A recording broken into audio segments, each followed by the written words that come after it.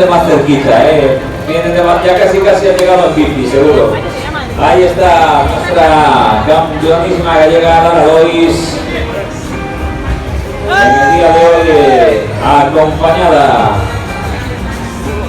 por María Yolanda Piñeiro, las dos componentes de la formación gallega, fotografías para ellas.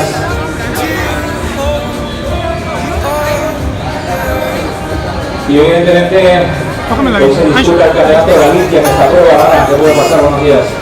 Idea, pero bueno, yo iba a probar, porque la carretera no tengo muy preparada, porque se puede hacer. No, pero el año que está saliendo redondo, por lo menos para de montaña, estirar, ¿no? Y hacer un paso de carretera. No sé si has visto el recorrido, ¿se te puede dar bien o no?